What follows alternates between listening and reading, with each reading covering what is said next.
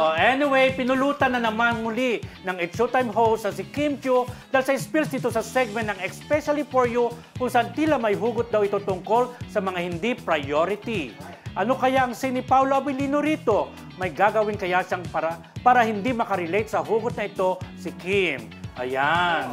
Kasi diba sinasabi na one of the reasons or nag-break up si Sian because of wala na silang quality time together. Okay. Kasi pag ganyan ang relationship, diba, parang hindi mo na ako priority, parang may mga ganong yun ang iniisip, di ba? Ng mga yung mga netizen na baka ganun kasi hugot-hugot eh, di ba? Kasi hindi parang ililig mo rin sa sinabi niya parang hindi nakalaban-laban. Pero di ba nga sa Showtime nung Monday, Friendship, parang parang pagdating sa ganyang word na priority, parang natigilan daw si Kim Chiu, tapos parang diniin pa ni Bong Navarro. Parang ganon. So parang ganon.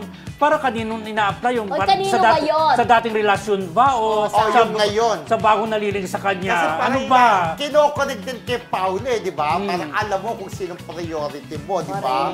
Kaya lang minsan tayo naman, ang gusto natin mga artista, lalo priority pa rin yung trabaho eh, di ba? Oo, lalo na kung halimbawa, pag single ka, gusto mo mag-ipon para sa future, parang ganon. At pag trabaho yan, minsan talaga, mas inuuna mo rin siyempre kumita ng pera bago yung labing-labing mo na bago ang love life, kasi diba? In every relationship, importante talaga that you make time for each other. Ilang ba sa isang linggo dapat may quality time? Di ba kahit siguro twice or thrice a week? Ganon? Hindi, basta ako para sa, ang mas maganda pa rin kahit hindi nagkikita, open ng communication. As in? As in, nagkokontak ka, anong ginagawa mo? Tapos ka naman mag-taping lang, ganun. So ginagawa mo yan? Wala akong jowa. Diba? Sabi ko na sa akin, pero hindi rin natin alam. Alam mo, sabi nga, marami nga nagchat-chat sa akin ng mga Kim Pao, di ba? Parang hindi daw nila mabasa si Paolo. Kasi unlike daw yung iba kasi kino-compare sa Kat din. Kasi daw, ang Kat din, kahit na hindi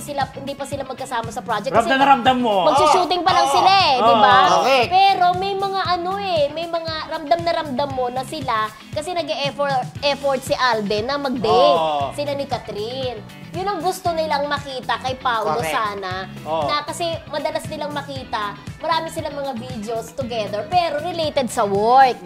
Pero wala pa raw silang nakikita yung nag-date man lang o nahuhuli sa camera na nag-date daw outside. Dahil ganun si Paolo, malay nyo. Pero alam mo kagaya si Alden, katabi niya si Catherine pala. Binantayan talaga, Wala ka kasi, absent ka kasi nung Lunes eh. Diniscuss namin yan. Magkatabi, di ba?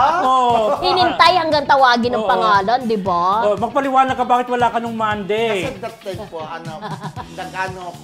yung nag-LBM. Pero hindi natin alam na kanya-kanyang estilo kasi. Kung Kim Pao, nyo i-compare sa Kat din, malay mo may kanyang style din naman si Paolo. Diba? Na secretive lang siya. At saka minsan kasi friendship, minsan mas kasi nagtatagal ng relasyon, pag pasikreto lang na hindi alam ng publiko kung anong ginagawa ng Kasi alam naman natin, galing sila sa relationship na failure, bakit ang pinag-usapan natin parang sigurado tayo na may relasyon yung dalawa. Naliling pa lang naman sila. Pero sabi ka ni Paolo, huwag kayong Hinay-hinay lang, sabi niya. Malay nyo, parang ako gusto ko na rin sila. Batiin mo ng mga Kim Pao, bati na tayo. Ay po mga Kim Pao, lalo na kay Mami Amores. Thank you very much po sa pa-birthday. Kay Carms, thank you very much sa inyo lahat mga pa-birthday. Kami pa rin po.